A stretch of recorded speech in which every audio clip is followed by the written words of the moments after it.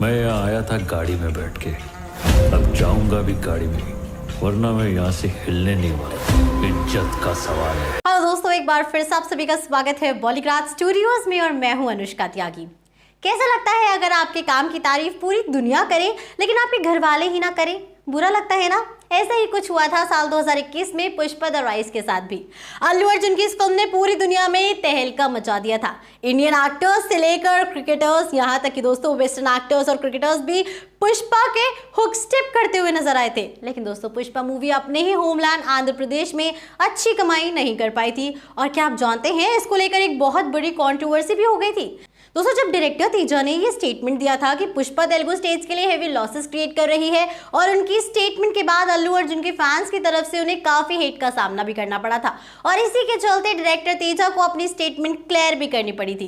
दोस्तों स्टेटमेंट को क्लियर करते हुए उन्होंने कहा था कि उनकी बातों को मिस इंटरप्रेट किया जा रहा है। उनका कहना था कि उन्होंने ये कभी नहीं कहा कि पुष्पा एक फ्लॉप फिल्म है। उन्होंने सिर्फ ऐसा कहा था कि पुष्पा तेलुगु स्टेट्स में काफी ज्यादा कमाई नहीं कर पाई जितना उसका पोटेंशियल था, और उसके पीछे उन्होंने वजह बताते हुए ये भी कहा कि ये सब इसलिए हुआ क्योंकि इस दौरान गवर्नमेंट के टिकट्स को लेकर काफी स्ट्रिक्ट रूल्स थे। इसी वजह से टिकट्स तो बिकी थी लेकिन उन्हें जितनी प्राइस मिलनी चाहिए थी उतनी नहीं मिली थी, और टिकट्स की प्राइस कम होने के पीछे की वजह थी कोविड-19। दोस्तों इतना ही नहीं, प्रभास की मच अवेटेड फिल्म सलार को पुष्पा के आंध्र प्रदेश में हुए लॉसेस की वजह से अच्छे प्राइस नहीं दिए गए, यानी कि पुष्पा के सेल्स ने डायरेक्टली सलार को अफेक्ट किया है। खैर दोस्तों ये तो चलता रहता है फिल्म इंडस्ट्री में, लेकिन स्ट्रगलिंग स्टार अल्लू अर्जुन और डार्लिंग प्रभास की तो पूरी दुनिया दीवानी है, इसलिए उनकी आने वाली फिल्में 110% सुपर डुपर हिट ही होंगी। इसके साथ ही अगर आपने पुष्पा 2 का जो इंट्रोडक्टरी वीडियो आया है दोस्तों उसे ध्यान से देखा होगा तो पुष्पा का और KGF का एक कनेक्शन आपको नजर आएगा, जिसमें सबसे पहले तो KGF 3 का मेन क्वेश्चन है वेयर इज रॉकी भाई, तो वहीं पुष्पा 2 का मेन क्वेश्चन था वेयर इज पुष्पा। साथ ही पूरी दुनिया को ये लगता है कि रॉकी भाई की मौत हो गई है क्योंकि वो अपने सोने के साथ समुद्र में डूब गए थे।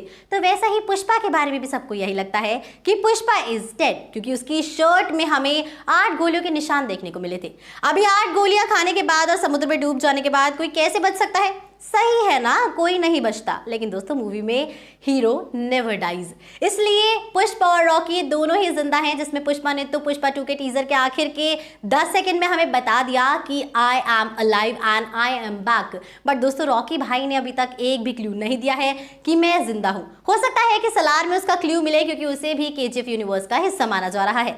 कनेक्शन यहीं पर खत्म नहीं हो रहे हैं दोस्तों, हमारे पास एक और कनेक्शन है, जैसे कि KGF 3 1979 से लेकर 1981 तक रॉकी ने जो कांड किए थे दोस्तों इंटरनेशनल लेवल पर, उसे दिखाने वाली है। तो वहीं पुष्पा 2 के इस वीडियो में हमें सीधा दिखाई देता है 2004, मतलब पुष्पा 1 90s में बेस्ड थी और पुष्पा 2 सीधा हमें 2004 में देखने को मिलेगी, जिसमें पुष्पा जेल से फरार हो गया था। लेकिन वो जेल कब गया? क्योंकि दोस्तों पार्ट 1 के एंड में तो हमने उसे श्रीवल्ली के साथ शादी करते हुए देखा था।